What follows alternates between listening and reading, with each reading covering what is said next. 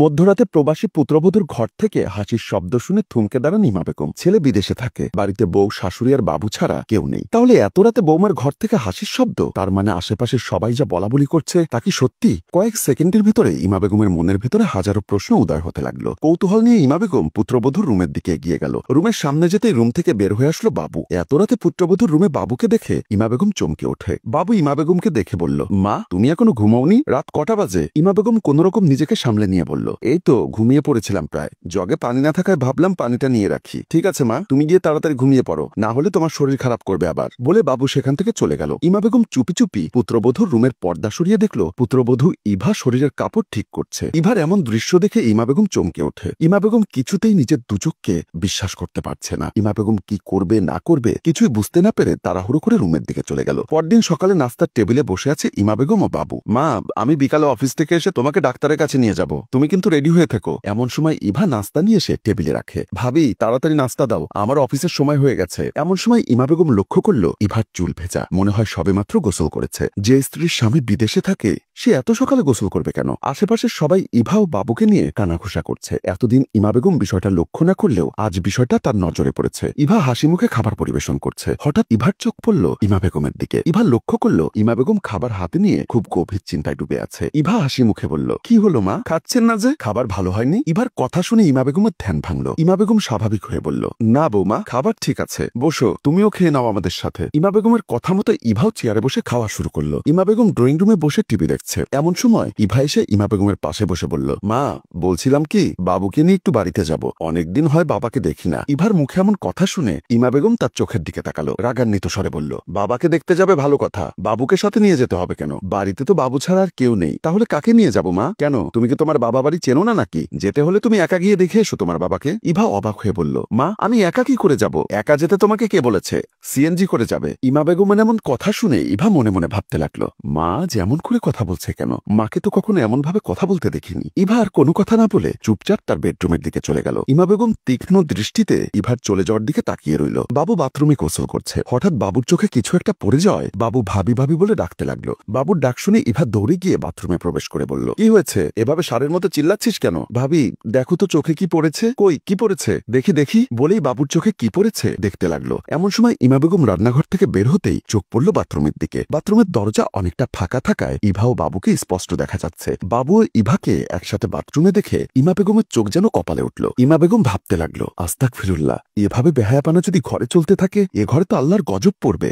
ইমা বেগম খুব সতর্কতার সাথে বাথরুমের দিকে এগিয়ে গেল। ইমা বেগম কান পেতে শোনার চেষ্টা করলো। বাথরুমের ভেতর থেকে ইমা বেগমের কানে ভেসে আসলো, ভাবি বের হয়েছে, এখন খুব ভালো লাগছে। ঠিক আছে, তাহলে তাড়াতাড়ি গোসল করে বের হয়ে এসো, আজকে রাতেও কিন্তু খেলতে হবে। বাবু ইভার এমন কথা শুনে ইমা বেগম মনে মনে ভাবছে, ছি ছি ছি, আমার পেটে এমন কুলাঙ্গার সন্তান কি করে হলো? এত কষ্ট করে লেখাপড়া করিয়ে মানুষের মতো মানুষ করতে চেয়েছি, আর সে কিনা তার বড় ভাইয়ের বউয়ের সাথে দিনের পর দিন নোংরামি করে যাচ্ছে। না, এভাবে আর চলতে দেওয়া যায় না, এর একটা বিহিত করতেই হবে। আর এই চরিত্রহীনা মেয়েকে এই বাড়ি থেকে বের করে দেব। যে নারী তার স্বামীর অনুপস্থিতিতে তার সতীর্থ রক্ষা করতে পারে না, সেই নারী কখনো ভালো সংসারী হতে পারে না। ইমা বেগম এখানে আর দাঁড়িয়ে না থেকে বুক ভরা ঘৃণা নিয়ে তার রুমের দিকে চলে যায়। ফোন দিল তার বড় ছেলে মুন্নাকে। মুন্না কাছ থেকে এসে রান্না বান্না করছিল। ইমা বেগমের ফোন পেয়ে মুন্না ফোন রিসিভ করে মাকে সালাম দিয়ে বলল, মা কেমন আছো তুমি? হ্যাঁ বাবা ভালো আছি, তুই কেমন আছিস? আলহামদুলিল্লাহ মা, তোমাদের দয়ায় ভালো আছি। ইমা বেগম একটা দীর্ঘশ্বাস ছেড়ে বলল, কি করছিস রে বাবা? মা আমি কাজ থেকে আসলাম, এখন রান্না করছি। মুন্নার কথা শুনে ইমা বেগম মনে মনে ভাবতে লাগলো, যে ছেলেটা এক গ্লাস পানি নিজের হাতে নিয়ে খায়নি, সেই ছেলেটা আজ বিদেশের বাড়িতে রান্না করে খাচ্ছে। আর এদিকে তার স্ত্রী শরীরে দামি দামি গহনা পরে স্বামীর ছোট ভাইয়ের সাথে যা ইচ্ছা তাই করে বেড়াচ্ছে। ইমা বেগমকে চুপ করে থাকতে দেখে মুন্না বলল, কি হয়েছে মা, তুমি চুপ করে আছো কেন, কিছু বলবে? ইমা বেগম বলল, তোকে কি করে যে বলি বুঝতে পারছি না, আর না বলারও কোনো উপায় নেই। মা এত ঘুরিয়ে পেঁচিয়ে না বলে কি হয়েছে বলতো? তারপর ইমা বেগম বাবু আর ইভার সব কথা খুলে বলল। মায়ের মুখে এমন কথা শুনে মুন্নার মাথায় যেন আকাশ ভেঙে পড়ল। এখন কি করবে মুন্না? যাতে সুখের জন্য দেশ ছেড়ে বিদেশের মাটিতে দিন রাত পরিশ্রম করে যাচ্ছে, তারাই যখন বিশ্বাসঘাতকতা করে তখন আসলেই কিছু করার থাকে না। কি বলছো মা এসব? আমার মনে হয় তোমার কোথাও ভুল হচ্ছে। না রে বাবা, এতদিন পাড়ার লোকেরা বলা বলি করতো, এখন আমি নিজ চোখে দেখেছি। দেখ বাবা, এভাবে চলতে থাকলে সমাজে আমাদের মান সম্মান বলে কিছুই থাকবে না। মুন্না কি বলবে কিছুই বুঝে উঠতে পারছে পারছে না। কোনরকম নিজেকে সামলে নিয়ে মুন্না বলল, ঠিক আছে মা, এখন রাখি, আমি তোমাকে পরে ফোন দিচ্ছি। মুন্না দু চোখ বেয়ে জল গড়িয়ে পড়ছে। বাবা মারা যাবার পর যে ভাইকে বাবার অভাব বুঝতে দেয়নি মুন্না, সে ভাই কি করে এমনটা করতে পারল? মুন্না আর কিছুই ভাবতে পারছে না। কান্না করতে করতে একটা সময় মাটিতে বসে পড়ে মুন্না। ইমা বেগম তার রুমে শুয়ে আছে। এমন সময় মা ইমা বেগমের কানে ভেসে আসলো ইভা ও বাবুর হাসির শব্দ। হাসির শব্দ শুনে ইমা বেগম শোয়া থেকে উঠে বসে ভাবতে লাগলো, কি অসভ্য এরা, এদের মধ্যে কি লজ্জা শরম বলতে কিছুই নেই? আমার ছেলেরা তো লেখাপড়া করে কি লাভ হলো? নিজের আপন বড় ভাইয়ের বউয়ের সাথে কি করে সব করতে পারে? আর মেয়েটাই বা কিভাবে পারে? ছি ছি ছি, বিয়ে হয়েছে, স্বামী আছে, সংসার আছে, তারপরও এরকম নোংরামি করে যাচ্ছে। না জানি বিয়ের আগে কতজনের সাথে যে শুয়েছে। ইমা বেগম রাগান্বিত হয়ে রুম থেকে হন করে বের হয়ে আসলো ইভার রুমের সামনে। ইভার রুম থেকে ভেসে আসছে ইভা ও বাবুর হাসির শব্দ। ইমা বেগম দরজার পাশে নিস্তব্ধ হয়ে দাঁড়িয়ে রইল। মনে মনে ভাবতে লাগলো, ভেতরে যাওয়াটা কি ঠিক হবে? না জানি ওরা ভেতরে কোন অবস্থায় আছে।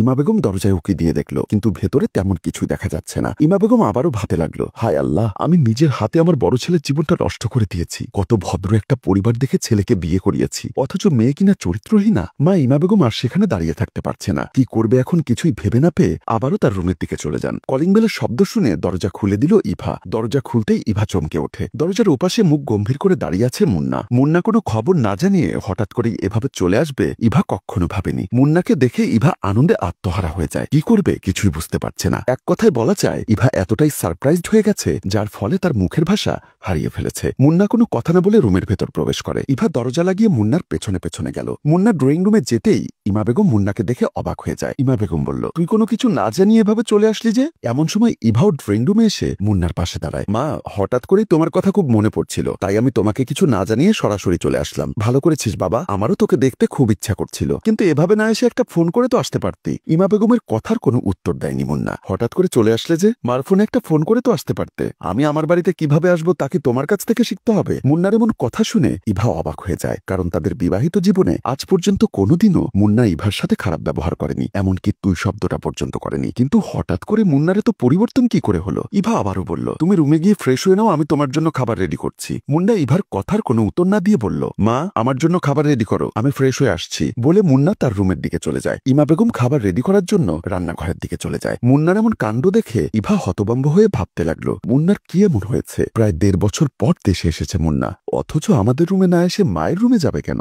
ড্রয়িং রুমে বসে আছে ইভার বাবা মমিন খান ও ইমা বেগম। পাশের সোফাতে বসে আছে মুন্না, বাবু, ইভা। ইমা বেগমের মুখে সব কথা শুনে মমিন খান বলল, বেআইন সাহেব, আপনার কোথাও ভুল হচ্ছে। ইমা বেগম রাগান্বিত হয়ে বলল, দেখুন বিয়াই, আমি বুড়া হয়েছি, কিন্তু এতটা বুড়ো হই নাই যে আমার স্মৃতিশক্তি লোপ পেয়েছে। বেআইন সাহেব, আমার মেয়ে এমন না, আমি তাকে অনেক যত্ন করে মানুষের মতো মানুষ করেছি। মুন্না কাঁদো কাঁদো গলায় বলল, আমি কি দেইনি তোমাদের? বলো, যখন যা চেয়েছ আমি তাই দিয়েছি। নিজের রক্তকে পানি করে তোমাদের জন্য টাকা ইনকাম করি, যাতে করে তোমরা সুখে শান্তিতে থাকতে পারো, অথচ তোমরা কিনা আমার দুর্বলতার সুযোগ নিয়ে এত বড় সর্বনাশ করছো। মা ও মুন্নার মুখে এমন কথা শুনে বাবু ও ইভা চমকে ওঠে। দেখো মুন্না, তুমি যা ভাবছো তা তুমি ভুল ভাবছো। মুন্না ধমক দিয়ে বলল, দেখো, আমার মা কেন তার পুত্রবধূ ছেলের উপর বদনাম দিবে? মুন্না একটু শান্ত গলায় আবারও বলল, বাবা, আমি আপনার চরিত্রহীন মেয়ের সাথে সংসার করব না, আপনি আপনার মেয়েকে নিয়ে যান, আমি ডিভোর্স লেটার পাঠিয়ে দিব। মুন্নার মুখে এমন কথা শুনে বাবু বলল, ভাইয়া, তুমি তো জানো আমাদের কোনো বোন নেই। তুমি যখন ভাবিকে বিয়ে করে আমাদের বাসায় নিয়ে আসো, সেদিন থেকে আমার মনে হতো আমাদের বাসায় শুধু ভাবি আসেনি, এসেছে আমার একটা বোন। তারপর তুমি বিদেশ চলে যাও, আমাদের ছোট সংসার। অফিস থেকে এসে টিভি দেখা ছাড়া আমার তেমন কোনো কাজ থাকে না। মা সবসময় নামাজ, রোজা, তসবি নিয়ে ব্যস্ত। আসলে সময় কাটানোর জন্য আমি আর ভাবি একটু ফ্রি হয়ে যাই। আমরা এতটাই ফ্রি হয়ে যাই যে ভাবি আমার শুধু আর ভাবি না, বরং ভাবি আমার বোন হয়ে যায়, আর আমি ভাবির আদরের ছোট ভাই। মা, তুমি রুমের ভেতর থেকে আমাদের হাসাহাসির শব্দ শুনে যে অপবাদ দিয়েছ, কখনো কি রুমের ভেতরে উকি দিয়ে দেখেছ আমরা কি করছি? ভাইয়া, আমাদের যখন সময় কাটে না, তখন ভাবি আর আমি মোবাইলে লুডো খেলি। লুডো খেলতে খেলতে অনেক রাত হয়ে যায়। ভাইয়া, তুমি বিশ্বাস করো, ভাবির সাথে আমার যে সম্পর্ক তা কোনো অবৈধ সম্পর্ক নয়। সেই সম্পর্কটা শুধুমাত্র একটা ভাই আর বোনের সম্পর্ক। আজ আমি তোমার ভাই না, আমি একজন বোনের ভাই হয়ে তোমার কাছে হাত জোর করে অনুরোধ করব, প্লিজ আমার এই বোনের জীবনটা নষ্ট করে দিও না। আমার এই বোনটি আমাদের মায়ের মতো পবিত্র। বলে বাবু কান্নায় ভেঙে পড়ে।